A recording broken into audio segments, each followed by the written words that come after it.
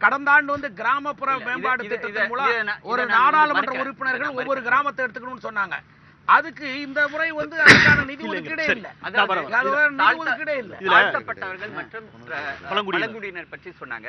ஆக்சுவலா எக்ஸாக்ட்லி அதனுடைய ஃபிகர்ஸ் என்னன்னா, ட்ரைபல் சப் பிளான்க்கு வந்து கடந்த வருடம் 34,675 கோடி ஒதுக்கீடு செய்யப்பட்டது.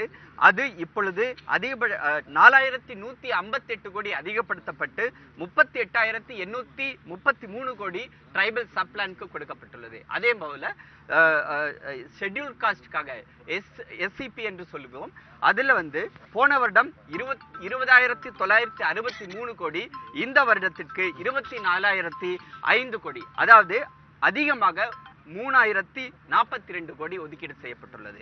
அதே போல கோஆபரேட்டிவ் ஃபெடரலிசம் என்று சொன்னார்கள், அது உண்மைதான். இந்த இதுல வந்து இந்த நிதிநிலை அறிக்கையில வந்து கோஆபரேட்டிவ் ஃபெடரலிசம், அதாவது மாநிலங்களோட சேர்ந்து நாங்கள் வளர்ச்சியை உருவாக்க விரும்புகிறோம். அது ஒரு முக்கியமான ஒரு மாநிலங்களோடு சேர்ந்து எடுத்துக்கலாமா, அல்லது பொறுப்பை அதிகப்படியாக மாநிலங்களுடைய தலையில் சுமத்துவது? இது வந்து வரி வருவாயினுடைய பெரும்பகுதியை மத்திய அரசு எடுத்துக்கொள்கிறது. எல்லாரும் ஒன்னா சேர்ந்து தேர் இழுக்கிறது தான் இப்ப கதையே. அத வளர்ச்சியில வந்து மாநிலங்களும் பங்கு கொள்ள வேண்டும், மத்திய அரசும் பங்கு கொள்ள வேண்டும். அதற்காக 23% அதிகமாக டோட்டல் பிளான் அலோகேஷன் அதிகப்படுத்தப்பட்டுள்ளது. போன வருடம் 8.21 லட்சம் கோடி ரூபாய், அது இப்பொழுது அதிகப்படுத்தப்பட்டு 9.21 லட்சம் கோடி ரூபாய். ஆக நாங்கள் என்ன செய்ய விரும்புகிறோம் என்றால், மாநில அரசு, அது மட்டுமல்லாமல் மாவட்ட ரீதியாக அதுவும் கீழாக பஞ்சாயத்து ராஜ் நிர்வாகங்களும் எங்களுடன் சேர்ந்து எங்களுடைய வளர்ச்சி பயணத்தில் பங்கு கொள்ள வேண்டும் என்பது எங்களுடைய அபிலாஷை. அது 14வது நிதி ஆணையத்தினுடைய அறிக்கை. 350 பில்லியன் டாலர்கள் அந்நிய செலவாணி அதிகரித்துள்ளது அப்படிங்கிற ஒன்றையும் நிதியமைச்சர் சொல்லியிருக்கிறார். அவர் சொல்லியிருக்கக்கூடிய பட்டியல்கள் நிறைய இருக்கு. கையிருப்பு அந்நிய செலவாணியுடைய கையிருப்பு 350 பில்லியன் டாலராக இருக்குதுன்னு சொன்னா, இதுவெல்லாம் 6.7% அப்படின்னு சொல்லக்கூடிய, நீங்க பொருளாதார வளர்ச்சி 7.6%, 350 பில்லியன் டாலர் கையிருப்புங்கிறது. இதுலயே ஒரு தவறு ஏற்பட்டுள்ளது. ஒரு 4 வருடத்துக்கு முன்பே ஆர்பிஐ 380 பில்லியன் டாலர் இருந்ததாக ஏற்கனவே சொல்லப்பட்டது. இது வந்து ரெக்கார்ட் இல்லை என்று சொல்லுகிறாங்க. இல்ல, அதாவது அது இருக்கோ இல்ல, அது வந்து இன்னைக்கு இருக்கும் நாளைக்கு போகும், அது ஒரு இஷ்யூ இல்ல. இஷ்யூ என்ன இஷ்யூனா, இப்போ வந்து 2 விஷயம் ரொம்ப முக்கியமா நம்ம பார்க்கணும். இதுல வந்து முதல்ல இன்னைக்கு இந்த பட்ஜெட் வந்து போன பட்ஜெட்டை விட ஒரு 11% வந்து அதிகமா இருக்கு இந்த தடவை வந்து. நீங்க இன்ஃபிளேஷன், நீங்க வந்து இன்ஃபிளேஷன் வந்து ரிசர்வ் பேங்க் சொல்ற மாதிரி இன்ஃபிளேஷன் கணக்கு எடுத்துட்டீங்கன்னா 5லேருந்து 5.5 வரை இருக்கு இன்ஃபிளேஷன். அப்போ அந்த inflation, if you take this inflation into account, நம்மளுடைய ஜிடிபி growth வந்து 7.6 வரதுக்கு சான்ஸ் ரொம்ப கம்மி. அது எப்படி சொல்றான்னு தெரியல, 7.6 எப்படி சொல்றான்னு தெரியல. இது ரொம்ப முக்கியமான விஷயம். ரெண்டாவது வந்து ரொம்ப முக்கியமான விஷயம் என்னன்னா, இந்த இந்த இந்த கருப்பு பணத்தை வெளியில கொண்டு வராரு இல்லையா, இந்த கருப்பு பணத்தை வெளியில கொண்டு வர 1997ல் சிதம்பரம் அவர்கள் இதை வெளியில் கொண்டு வரும்போது 10,000 கோடியோட வந்தது. அது வந்தபோது இது சுப்ரீம் கோர்ட் வந்து, எனக்கு if I remember correctly, supreme court வந்து அதை இந்த அந்த ஸ்கீமை வந்து தள்ளுபடி செய்யலை. ஆனால் சுப்ரீம் கோர்ட் வந்து வார்ன் பண்ணுறது, இது வந்து it will not be lawful, இது வந்து திரும்ப பண்ணீங்கன்னா இது வந்து it will not be lawful சொல்லிருக்கு சுப்ரீம் கோர்ட் வந்து. அதனால் இது வந்து யாராவது கேஸ் போட்டாங்கன்னா இது சுப்ரீம் கோர்ட்டில் போய் தங்குமா, இந்த சட்டம் தங்குமா தங்காதேன்னு நமக்கு தெரியாது. அடுத்தது 7th பே கமிஷன் சொல்லும்போது அது எவ்வளவு ரூபா, அவர் வந்து ஒரு மாதிரி மேலோட்டமாக சொல்லியிருக்காரு. அது எவ்வளோ ரூபா வந்து கவர்மெண்ட்டுக்கு செலவு வரும், இதனால் மாநில அரசுகளுக்கு எவ்வளோ ரூபா செலவு வரும், இதெல்லாம் வந்து பெரிய ஒரு ப்ராப்ளம். அது வந்து இதை பற்றி அவர் அதிகம் சொல்லாமல் விட்டுட்டார். இதை இப்போ 7th பே கமிஷன் வந்து கவர்மெண்ட் இம்ப்ளிமெண்ட் பண்ணாங்கன்னா என்ன ஆகுன்னா, மறைமுக வரிகள் வந்து மிக அதிகமாக ஆகக்கூடிய ஒரு வாய்ப்பு இருக்குது.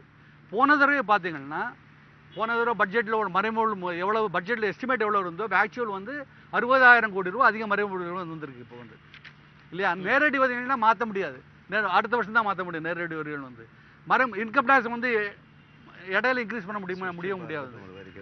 இந்த கவர்மெண்ட் வந்து இப்போ இந்த இவ்வளவு நிதிநிலை பற்றாக்குறை ஏற்படக்கூடிய பட்சத்தில் பே கமிஷனால இந்த எதிர்பார்ப்புலாம் இந்த பிளாக் மணி எல்லாம் பணம் வரும்னு நினைக்கிறாங்க. அந்த பணம் வராத பட்சத்தில் மறைமுக வரிகள் வந்து இன்னும் அதிகரிக்கக்கூடிய வாய்ப்புகள் இந்த கவர்மெண்ட்டுக்கு வந்து இருக்கு.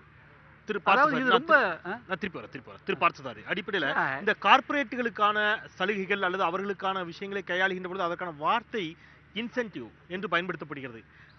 ஏழைகளுக்கான விவசாயிகளுக்கான உர மானியம் உள்ளிட்டவற்றை பயன்படுத்துகின்ற பொழுது அல்லது இலவச திட்டங்களாகவோ அல்லது மானியம் என்றோ அந்த வார்த்தை பயன்படுத்தப்படுகிறது அப்படிங்கிற ஒரு விமர்சனம் வைக்கப்படுகிறது.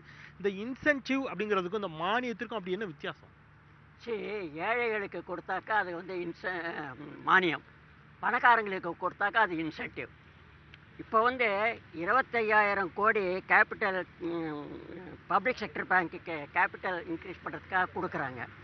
ஆனால் வரா கடனில் தள்ளுபடி ஆனது 1,14,000 கோடி 2015 வரைக்கும். இப்போ இந்த வருஷத்துக்கு எவ்வளோ தள்ளுபடி பண்ண போகிறாங்க? இந்த மாதிரி பெரிய பெரிய முதலீடுகள் பணத்தை வாங்கிட்டு திருப்பி கொடுக்காம இருக்காங்க. ஆனால் ஏழை விவசாயிகள் 1,60,000 கோடி ட்ரிபியூனல்ல பெண்டிங்கா இருக்கு.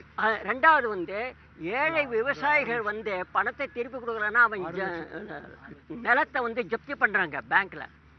ஆனால் ஒரு பெரிய பணக்காரன் 7,000 கோடி 8,000 கோடின்னு பணத்தை வாங்கிட்டு அவன் திருப்பி கொடுக்கறதே கிடையாது. இதுக்கு நடவடிக்கை இதுக்கு கவர்மெண்ட் எந்த ஸ்டெப் எடுக்கிறது கிடையாது. இல்ல எடுக்கப்பட்டுள்ளது. என்ன ஸ்டெப் எடுத்திருக்கீங்க? அதாவது 1,14,000 கோடி, ஒரே ஒரு கேள்வி, 1,14,000 கோடி ஏன் தள்ளுபடி செய்யப்பட்டது? நீங்க ஸ்டெப் எடுத்திருந்தாக்கா அந்த பணம் வசூலிக்கப்பட்டிருக்க வேண்டும். ஆனால் அது வசூலிக்கப்படவே இல்லை.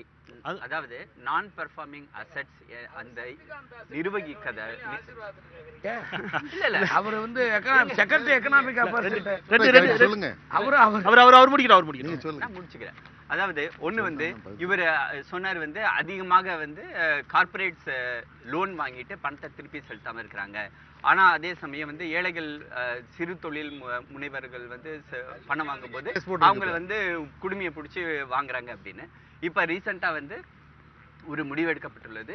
யாரெல்லாம் ஒரு லிஸ்ட் எடுத்திருக்காங்க, எல்லா பேங்க்ஸையும் கூப்பிட்டு பேசியிருக்காங்க. யாரு அதிகபட்சமாக லோன் வாங்கியிருக்காங்களோ அவங்களுக்கு லோன் வாங்கினதை எப்படியாவது வசூலிக்கணும். ஒரு மிகப்பெரிய ஒரு தொழிலதிபர் இன்னைக்கும் திஹார் ஜெயில உட்கார்ந்துருக்காரு. அவருக்கு இன்னும் பெயில் கூட கிடைக்கல. அவர் வசூல் பண்ண பணத்தை அவர் கணக்கு லோன் இல்ல. இல்ல நான் அந்த கதைக்கு வரல. தொழிலதிபர்கள் ஏமாத்துறாங்க. ஆனா அவங்கள நாங்க ஏமாத்த விட போறது இல்ல. அவங்க கண்டிப்பாக பணத்தை வசூல் செய்யப்படுவாங்க. அவர் சொல்றது வசூலிக்கிறது தள்ளுபடி செய்திருக்கிறீங்களா அப்படிங்கிற ஒரு வார்த்தை சொல்றாரு. காட்டுமன்னார் கோயில்ல ஒரு விவசாயி தான் விவசாயத்துக்காக கொண்டு போய் நகையை அடவு வச்சுட்டு லோன் வாங்குறான் 2 லட்சம் ரூபாய் வாங்கி கடனை கட்டுறதுக்கு. நகையை அடவு வச்சு பணத்தை கொடுக்க போறப்ப உன் பிள்ளையோட கல்வி கடன் பாக்கி இருக்குன்னு சொல்லி 1.5 லட்சம் ரூபாயை அந்த கல்வி கடன்ல பாரத ஸ்டேட் பேங்க் காட்டுமன்னார் கோயில் பிரான்ச்ல வர வச்சுட்டாங்க. விவசாயிக்கே தெரியாது. விவசாயிகிட்ட கடனை வசூல் பண்றதுக்கு இந்தந்த முயற்சிகளை மேற்கொள்ற வங்கியாளர்கள் எத்தனை பணக்காரர்கிட்ட கொடுத்த கடனை வாங்குறதுக்கு அவங்களோட பிஜேபி கவர்மெண்ட் தப்பே சொல்ல முடியாது. இது யாரு இது கொண்டு வந்தது? இவ்வளவு கடன் பிஜேபி 2 வருஷமா தான் இருக்கு. இது வந்தது இந்த திருடன்களை அலோவ் பண்ணது யாரு? யாரு அலோவ் பண்ணது யாரு?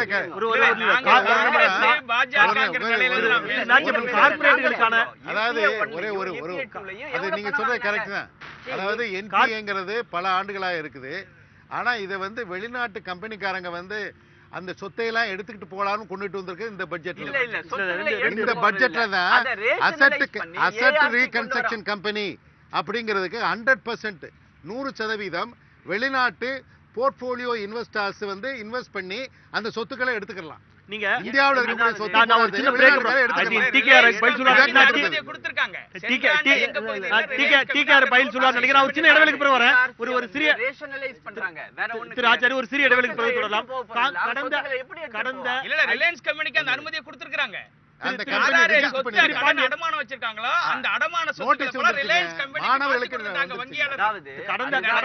கடந்த ஐக்கிய முற்போக்கு கூட்டணி ஆட்சி காலத்தில் செயல்படுத்தப்பட்ட திட்டங்களை விட இவர்கள் புதிதாக என்ன திட்டங்களை செயல்படுத்தி விட்டார்கள்? அதாவது ஒண்ணுமே இல்ல, பேர் மாற்றம் பண்ணிருக்காங்க.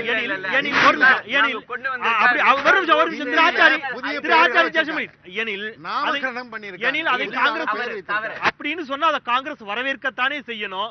ஏன் எதிர்க்கிறீர்கள் அப்படிங்கிற ஒரு கேள்வியோட நான் சிறிய இடைவெளிக்கு பிறகு இல்ல. இடைவெளிக்கு பிறகு தொடர்கிறேன். வரி கொடுங்க.